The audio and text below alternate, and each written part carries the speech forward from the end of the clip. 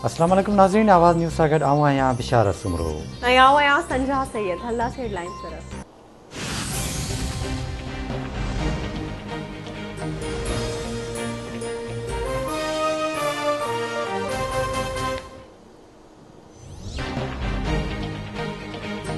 शरीफ़ ख़ानदान सां असांजी का बि ज़ाती दुश्मनी न आहे। शरीफ़ ख़ानदान जो नालो पानामा स्कैंडल में आयो। नवाज़ शरीफ़ ग़रीब अवाम जा अरबे रुपया ॿाहिरि मोकिले सीड़पकारी कई। नैब 400 अरब रुपया क़ौमी ख़ज़ाने में जमा कराया। कुझु समा वारे वफ़ाक़ी वज़ीर फवाद चौधरी ऐं सलाहकार शहज़ाद अकबर जी प्रेस कॉन्फ्रेंस।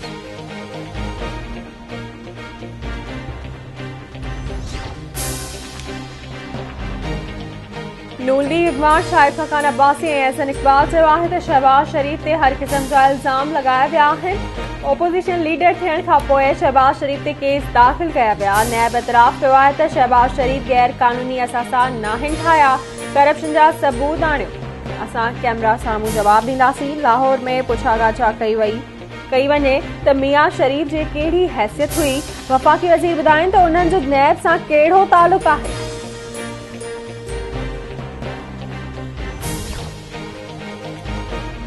सिंध में अॼु खां 16 मई ताईं मुकमिल लॉकडाउन लागू।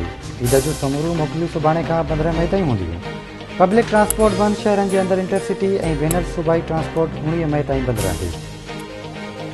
ख़ानगी गाॾियुनि में सीटूं ख़ाली छॾिणियूं पवंदियूं। समूरो कारोबार, मार्केटूं, शॉपिंग सेंटर, सियाती ऐं तफ़रीही मार्ग बंदि। रेस्टोरेंट सुबुह 5 वॻे खां शाम 7 वॻे ताईं खुलियल रहंदा। होटलुनि खे रुॻो होम डिलीवरी जी इजाज़त हूंदी। मेडिकल स्टोर्स, करियाने, खीर भाॼियुनि जा दुकान खुलियल रहंदा। सूबे जे केतिरनि ई शहरनि में लॉकडाउन ते अमल न थियो। कारोबार खुलियल माण्हुनि जी विच लॻल।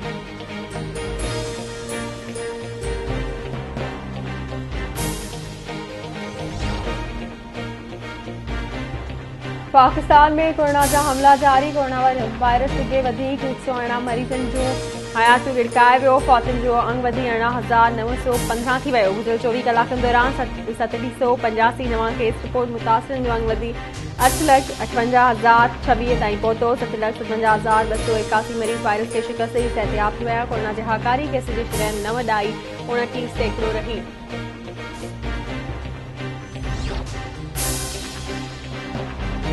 शवाल जो चंड 13 मई ते नज़र ईंदो ऐं ईद उल फितर 14 मई ते थींदी। समा वारे वफ़ाक़ी वज़ीर फवाद चौधरी जॻ कथी।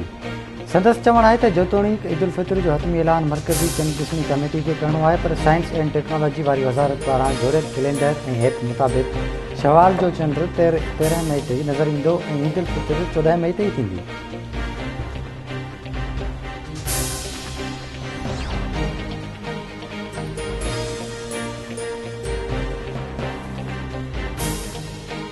असद उमर पारां मलीर जे क़दीमी ॻोठनि ते कब्ज़नि ते ॻणती ज़ाहिर ॾहाकनि खां रहंदड़ माण्हुनि जी ज़मीन ते कब्ज़ा कया पिया वञनि। सिंध हुकूमत ऐं बहरिया टाउन जे सहकार सां कब्ज़नि जो इल्ज़ाम आहे। वफ़ाक़ी वज़ीर असद उमर जो ट्वीट चवे थो सिंध हुकूमत खे फौरी तौर उन जी वज़ाहत ॾियणु घुर्जे।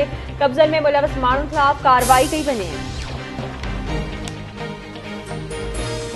ऐं लालकाणे में रोड हादसे वारे केस में सेंट्रल जेल में कैद ट्रैक्टर ड्राइवर गुलाम नबी लाशारी मुबैना तौरु आपघात करे छॾियो। ट्रैक्टर ड्राइवर गुलाम नबी लाशारी जे वारसनि पारां जेल इंतज़ामिया ते क़त्ल जो इल्ज़ाम जेल ॿाहिरां ढहियो।